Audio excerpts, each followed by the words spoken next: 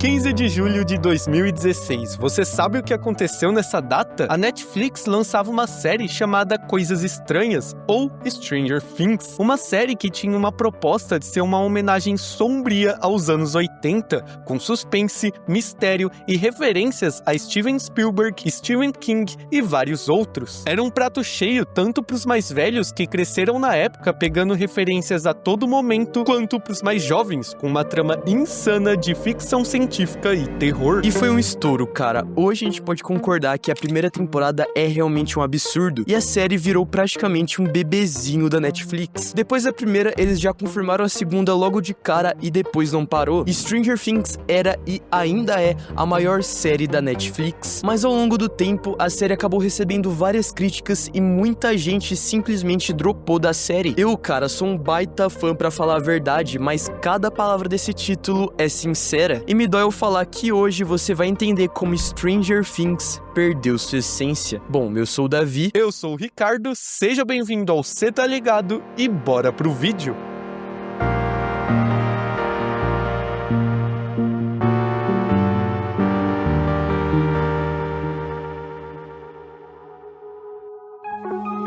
Se você consumir internet em 2016 e gosta de assistir série, você com certeza lembra do estouro que foi Stranger Things. A partir do momento que a primeira temporada saiu, ela roubou a atenção da internet. Eu lembro, cara, dos diversos canais falando dela. Por algum motivo tá muito marcado na minha memória do Leon e da Nilce falando que a série era como uma junção de filmes dos anos 80, sabe? Que era como uma referência ambulante. E eu, como criancinha que tinha acabado de assistir a série pela indicação do meu pai, que viveu os anos 80, eu tava vidrado nessa história e eu queria ir além dela. Eu tenho certeza, cara, que boa parte do pessoal que clicou nesse vídeo tava esperando um vídeo de hate da série, literalmente tacando pau e dane-se. Mas eu sinto te informar, meu caro, que não é esse o caso, muito pelo contrário. Porque eu e o Ricardo somos muito fãs da série, a gente acompanha desde que lançou praticamente, então a gente meio que cresceu assistindo ST, criando teorias pra cada nova temporada, consumindo conteúdo sobre a série, criando conteúdo sobre a série. Exatamente, mano, eu e o Ricardo sempre tivemos essa vontade de criar conteúdo pra internet. E esses daqui, cara, é a gente fazendo conteúdo da terceira temporada lá em 2019. Esse daqui sou eu com a camiseta do Dustin, do Camp Nowhere. Tá, eu acho que eu provei que a gente é realmente fã dessa série, né? Mas continuando, cara, mesmo a gente sendo criança, Stranger Things nos impactou demais. Eu lembro de ficar completamente fascinado com tudo aquilo. A história, a estética oitentista, aquele clima meio dark, os personagens, a música. Era como voltar no tempo que eu nunca tive, sabe? Um universo que parecia familiar, mas ao mesmo tempo misterioso, mágico. Até hoje eu tenho pra mim que essa essência da primeira temporada é o que faz ela ser tão icônica. Tudo nela funcionava, o mistério, o suspense, o elenco, que parecia ter saído direto de um clássico dos anos 80, e o jeito como a série equilibrava a nostalgia com algo novo. Essa temporada foi o ponto de partida, o que deu vida a Stranger Things, sabe? É por causa dela que a série virou o fenômeno que é hoje, e é por isso que, mesmo com tudo que veio depois, talvez nada tenha superado aquela primeira experiência, aquela sensação única de ver algo realmente especial nascer diante dos nossos olhos.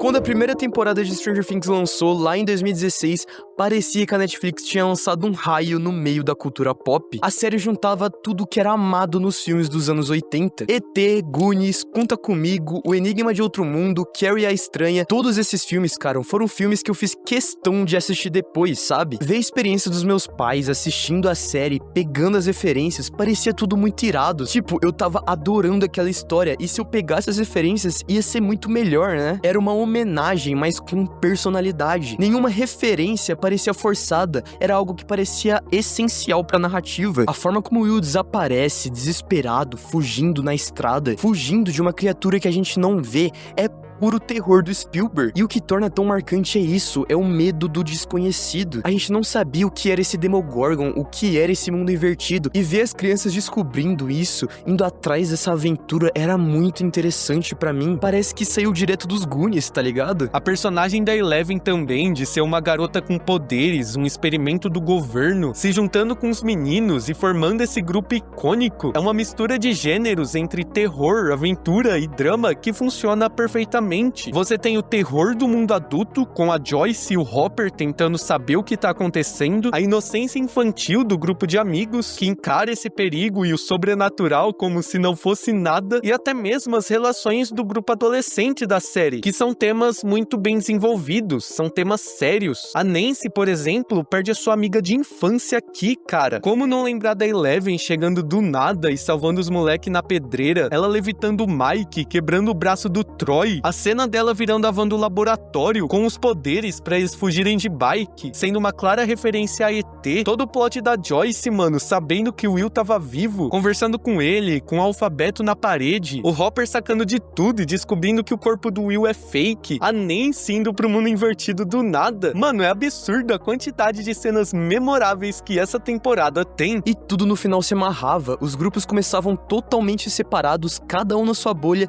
e no final eles estão todos juntos, lutando pela mesma causa, tentando se salvar e resolver o que tá acontecendo de errado. Esse formato que originou aqui na primeira temporada e que a série carregou pras outras é muito orgânico e envolvente, não é maçante, sabe? Você entende que a temporada tá indo pra algum lugar, que ela tá evoluindo. Cada episódio é melhor e mais alarmante que o outro. E o mais impressionante é que essa primeira temporada não dependia de grandiosidade. Primeiramente, ela tinha acabado de lançar, então ela não tinha aquele orçamento gigantesco. Ela era contida com poucos cenários. O laboratório, a casa dos Byers, a floresta, a escola, mas todos com uma atmosfera muito forte. O mundo invertido, por exemplo, mesmo sendo mostrado poucas vezes, ele era sujo, ele era real. Você sentia que ele era realmente muito perigoso. Dava pra sentir que Hawkins, tanto no mundo normal quanto no mundo invertido, existia, sabe? E esse senso de lugar é algo que a série foi se perdendo aos poucos com o tempo. A atmosfera, a vibe da primeira e da segunda temporada, que a gente já vai falar aqui, são únicas pra mim. Uma série meio dark, mais séria. Parecia que a cidade era nublada o tempo inteiro. O mistério pairava no ar, até a trilha sonora reforçava essa sensação. Aqueles sintetizadores pesados, o silêncio nas cenas mais tensas, a filmografia menos saturada, o visual granulado, o tom da história. A primeira temporada, cara, tinha uma aura de mistério e terror psicológico que era muito bem construída. E o fim dela é, sem dúvidas, um dos melhores da série, porque além de matar o maior vilão, eles matam também a heroína do bagulho. Simplesmente a Eleven some e a gente acha que ela morreu. Cara, a Season 1 é o exemplo perfeito de que não precisa de exagero pra prender o público. É preciso só de bons personagens, mistério e uma atmosfera bem feita. A série, nessa temporada de introdução, apresenta uma história sobre amizade, medo e o sobrenatural, mas também mostra como fazer muito com pouco. E essa combinação é o que faz Stranger Things se tornar o fenômeno que foi, um equilíbrio perfeito entre o simples e o complexo.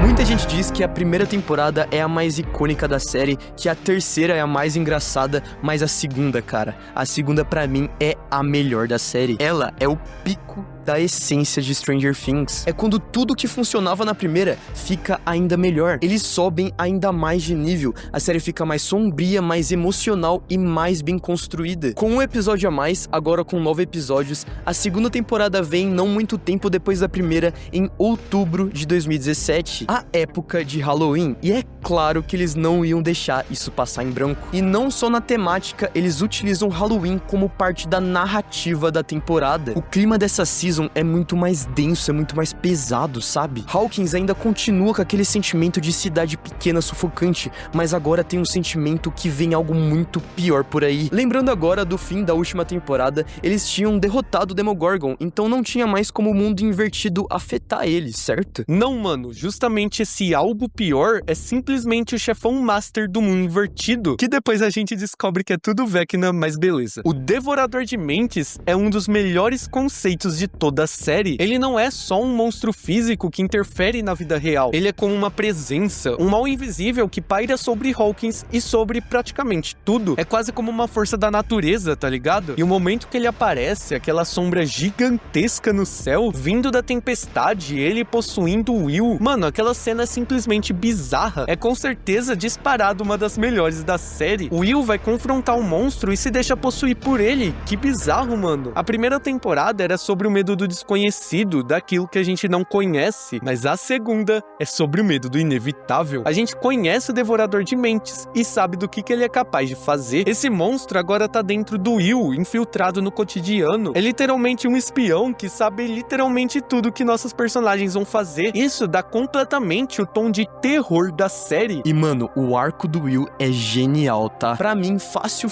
um dos melhores arcos da série aqui, porque a gente começa com ele sendo possuído e virando como um radar humano do Devorador de Mentes. Tipo, o Will sabia o que ele tava planejando quando ele tava perto. E se na primeira temporada ele é a vítima, aqui na segunda, cara, ele vira um espião, só que o espião do inimigo, dividido entre o mundo real e o mundo invertido. Só que quanto mais ele é consumido pelo Devorador de Mentes, ele realmente vira um espião. O Will agora vira um espião do Devorador de Mentes. A cena, cara, em que ele ajuda a matar os soldados do Owens é bizarra, mano. O Mike sacando que era uma armadilha, o Will gritando feito louco. Mano, aqui eu tenho que elogiar muito a atuação do Noah Schnapp, porque o que ele fez nessa temporada não tá escrito, mano. Esse molequinho atuava demais, tá? O fato da Eleven tá viva também já era algo meio manjado, mas vê-la com Hopper, ver toda a trajetória dela buscando o que é casa pra ela, dela tentando se encaixar em algum lugar, dá mais profundidade ainda pra essa personagem da Eleven que é tão boa, sabe? É nessa temporada que tem aquele episódio que ela vai atrás da irmã dela, da 8. E mesmo esse episódio tendo um hatezinho, tipo, ele não é o mais adorado pelos fãs, esse é um dos episódios mais importantes de toda a série. É nele em que a Eleven descobre como canalizar o poder dela, a se tornar mais forte, se é que a gente pode dizer assim. É justamente aqui que ela aprende o que ela usaria no final da temporada pra resolver tudo. O roteiro dessa temporada, cara, tem um ritmo impecável. Não tem pressa pra resolver nada, sabe? A história vai crescendo aos poucos, o perigo vai se aproximando e você sente que o fim tá próximo. O visual, claro, também evolui, já que eles tinham mais orçamento. Eles elevam o CGI da série de nível, mas sem perder aquele charme. Aqui a gente tem os Demodogs, que diferente dos Demogorgons, eles aparecem até demais e são muito bem feitos. A fotografia continua dark daquele jeito, a trilha sonora ainda tá impactante. A série replica e ainda consegue manter aquele equilíbrio perfeito entre aventura e terror e nostalgia e mistério. E eu não tenho nem o que falar dessa season finale, né? Simplesmente, se Stranger Things quisesse acabar aqui, eles poderiam. É um fechamento de arco tão perfeito que eu acho que não tem nenhum outro melhor na série. Só talvez o possível fim, né? Na quinta e última temporada. Mas, cara, o grupo de novo se unindo, tirando o Devorador de Mentes do Will, o Hopper e a Eleven fechando o portal, ela levitando e tretando com o Devorador de Mentes. A trilha, cara, nesse momento é o tipo de clímax que arrepia. É a série no seu auge, sabe? É o ponto em que Stranger Things ainda conseguia ser sombria, épica e emotiva sem precisar virar um show.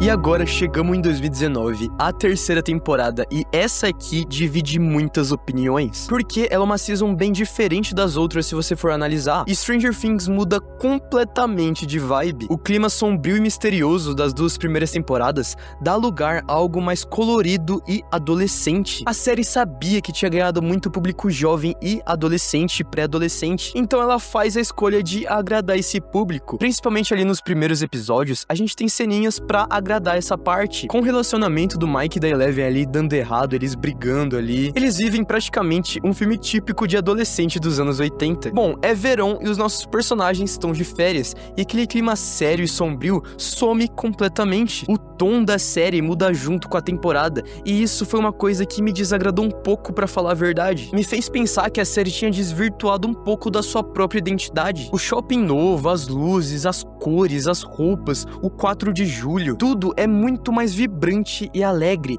só que isso não é necessariamente ruim. Mesmo que eu tenha tido uma certa aversão a essa estética, a série entrega uma das temporadas mais divertidas de toda a série. Não é pra tanto que muita gente considera essa, a terceira temporada, como a melhor da série inteira. E de novo, cara, mesmo que eu acho que tem um certo problema você mudar a identidade da série meio bruscamente assim, eu não imagino Stranger Things sem a terceira terceira temporada sem essa estética dela foi algo tão marcante que com o tempo eu aprendi a gostar, e hoje eu gosto muito dessa terceira temporada. Mas essa mudança de estética, vamos dizer assim, que não foi uma das melhores não, viu? Um exemplo claro é o Hopper. Nas 2 primeiras temporadas, ele era aquele policial durão, traumatizado, com uma carga emocional enorme. Aqui ele vira praticamente um alívio cômico, exagerado, quase que uma caricatura de si mesmo. Ele passa tanto tempo discutindo com a Joyce e contracenando com aquele tal de Alexei, e embora isso gere momentos engraçados, quebra muito o peso que o personagem tinha. É quase como se a gente estivesse vendo outro Hopper, sabe? E esse ar cômico elevado tira o peso de terror da terceira temporada. Eu lembro, cara, claramente dos atores vendendo a Season 3 como a mais assustadora que eles já gravaram, porque se você for ver no papel, é mesmo, o monstro principal, feito de carne humana, é bizarro, velho. Mas a temporada simplesmente não tem esse terror. Você não fica com aquele medo do que vai acontecer, porque a cada momento tinha que ter aquela ceninha de alívio cômico do Alexei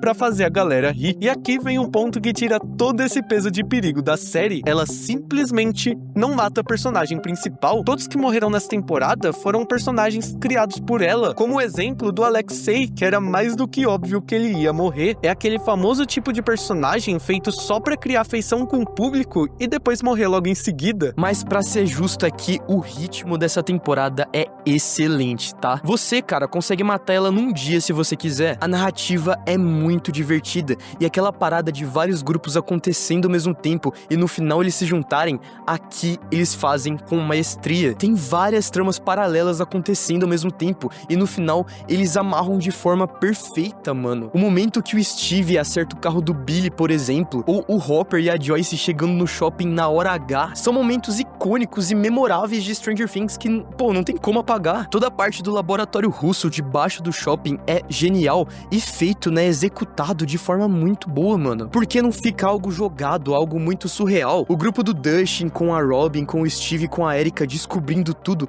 é muito orgânico. Você vê realmente isso acontecendo. E, pô, esse grupo é um dos pontos altos da temporada, né? O alívio cômico que eles passam aqui, mano, é muito bom, velho. É muito orgânico, é muito natural, sabe? Porque Stranger Things não é aquela série que é sério o tempo todo. Ela tem personagens alívio cômicos, como é o Dustin, que tá desde a primeira temporada. E aqui eles encaixam ele nesse grupo e eles entregam cada momento que você racha de rir. O verdadeiro problema, mano, foi descaracterizar personagens pra fazer algo que não são da natureza deles. Aqui, no caso do Dustin, funcionou muito bem. E por fim, mano, todo o arco do Billy, dele ser possuído. De verdade, mano, eu acho que o Billy era um dos únicos personagens ali que eu não pensaria que ele poderia se envolver nessa parada. E ele se envolve, ele entrega demais. O Billy, mano, é um dos pontos mais altos da terceira temporada pra mim. Agora, falando da season finale, como é incrível que Stranger Things não consegue fazer um episódio final ruim, né? Todos até agora foram pedrada, e esse aqui não é diferente. O ataque do shopping é absurdo de bom. É nesse episódio que acontece a cena mais what the fuck da série toda, que é o Never Ending Story. O Billy também vai de F, e mano, pra mim, a cena da morte dele é uma das mais bem feitas de toda a série. Mesmo o cara sendo um personagem detestável, no fim você sente a morte dele, sabe? Ele lutando e se sacrificando pela parada é bem da hora de ver. A batalha contra os russos pra fechar o portal, a morte do Hopper, mano, é o tipo de clímax que só o final da série pra repetir um bagulho desse. Eu admito, eu que tanto critiquei a terceira temporada por ser cômica demais, com a morte do Hopper, ele lendo a carta, eu fiquei emocionado, porque como eu já disse, eu sou fã dessa série e eu não me deixei levar só porque eu não curti algumas coisinhas. E é justamente isso que faz essa temporada ser tão curiosa, cara. Ela tem momentos muito bons, mas ao mesmo tempo é a mais fora de tom de toda a série. A partir daqui, Stranger Things deixa de ser sobre nostalgia e mistério e passa a ser sobre espetáculo.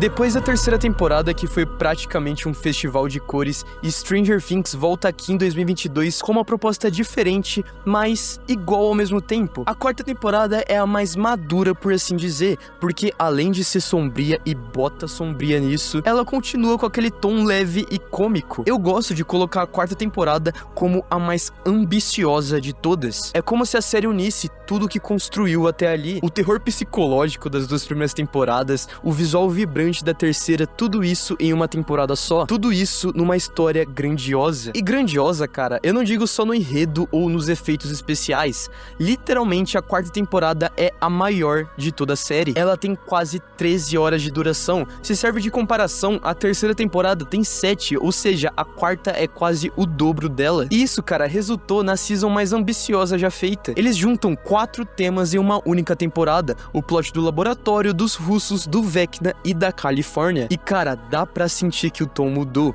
O primeiro episódio já abre com aquela sequência do laboratório, com o massacre das crianças e o flashback da Eleven. É tenso, é gráfico, é cheio de mistério. É quase como se os irmãos Duffers quisessem dizer: calma, a gente ainda sabe fazer terror. Pra mim, ela já começa sendo Stranger Things na sua forma mais pura. E mano, aqui eles acertam em cheio, tá? O Vecna é o melhor vilão dessa série, mesmo depois do Devorador de Mentes da segunda temporada. Só da ideia de ser um humano por trás, e ainda mais, ser o Experimento 001, o que originou todos, é o maior plot twist que a série trouxe desde a primeira temporada. Mesmo parecendo que tudo foi pensado aqui, na quarta temporada, a criação do Vecna, ele ser a mente por trás do mundo invertido, é muito bem encaixado, não fica pontas soltas. Faz sentido ele ter essa obsessão por Eleven, faz sentido ele ter esses poderes sobrenaturais. Afinal, ele era um experimento e eles fazem uma amarração de roteiro quase perfeita, trazendo um vilão realmente assustador pra cobrir e explicar o que tava faltando. Ele traz de volta aquele terror mais psicológico, mais sombrio das primeiras temporadas. Um monstro que não apenas mata, mas tortura as vítimas pelos traumas delas. E mano, quando eu vi pela primeira vez aquela sequência da Chrissy sendo morta pelo Vecna, eu fiquei real em choque. Essa cena é um exemplo perfeito de um terror que parece ter saído diretamente da Hora do Pesadelo. O clima dessa temporada, principalmente na parte de Hawkins, lembra muito o início da série. A névoa, o suspense, o medo do desconhecido. Hawkins volta a parecer perigosa, mas ao mesmo tempo, a série ainda carrega o lado colorido e divertido da terceira temporada. Os núcleos separados, como o da Califórnia, do Jonathan e do Argyle, e o da Rússia com o Hopper, eles trazem um equilíbrio entre o drama e o humor, mas infelizmente pra mim esse humor não funcionou muito bem. Pra mim, cara, esse Argyle é uma cópia do personagem do Alexei, só que pior. Ele simplesmente só serve pra ser alívio cômico, pra no final ele não fazer literalmente nada. Ele nem morre no final, ele nem serve pra chocar o público.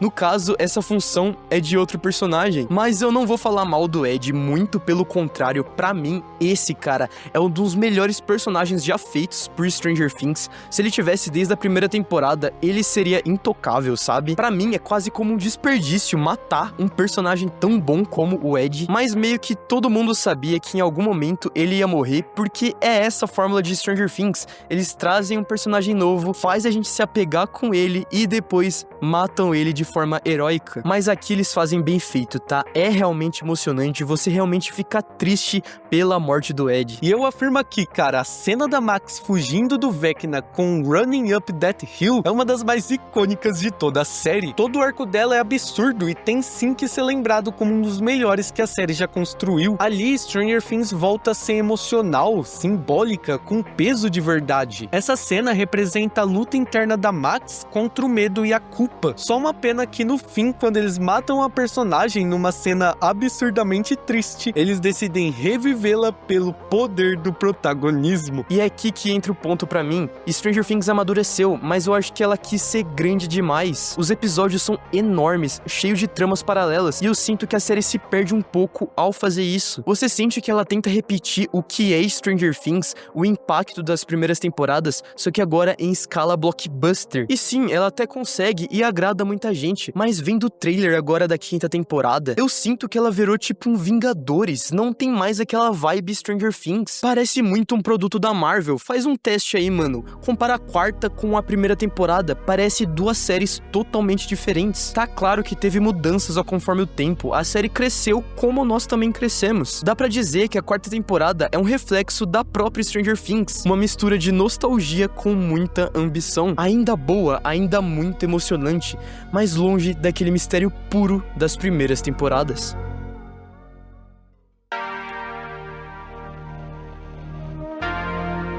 Quando Stranger Things surgiu lá em 2016, ninguém tava esperando o que tava por vir. Era uma série que não só contava uma boa história, como também fazia a gente sentir algo, como se a gente estivesse assistindo um clássico esquecido dos anos 80 que de repente tinha voltado à vida. O segredo dela nunca foi só o mundo invertido ou os poderes da Eleven. A série tinha perfeitamente aquela sensação de infância, sabe? Os moleque enfrentando monstros de bicicleta eram tanto um aceno pros mais velhos que viveram, tanto pros mais jovens que estavam vivendo aquela fase da vida. Não é pra tanto que a série se acomoda demais na sensação de nostalgia, na maneira de construir a história. Mas com o tempo, mano, a sensação é que essa magia foi se diluindo. A série foi ficando cada vez mais preocupada em ser grandiosa, em entregar momentos épicos, em expandir o universo, e acabou perdendo um pouco daquele sentimento simples que fazia tudo funcionar, a sua essência, sabe? É como se na tentativa de ser maior,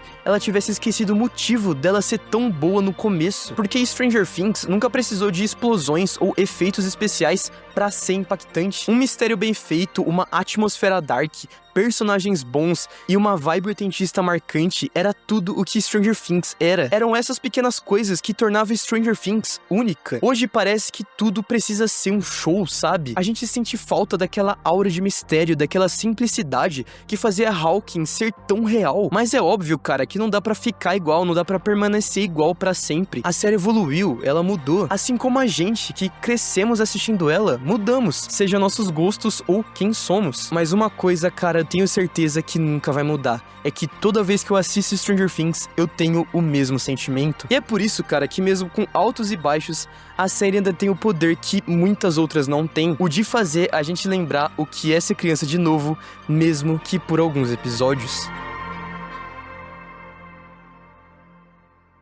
Mas esse foi o vídeo de hoje, a gente espera que você tenha gostado e se curtiu a nossa análise, se inscreva se não for inscrito, deixe o like, compartilhe o vídeo e não se esqueça de hypar. Exatamente, Ricardo, esse aqui é um vídeo mais especial, feito com mais carinho, então se você curte os nossos vídeos, se inscreve aí, cara, deixa o like que vai ajudar demais, beleza? Mas então é isso, a gente vai ficando por aqui, muito obrigado você por ter assistido até agora, cara, e falou! Falou, galera!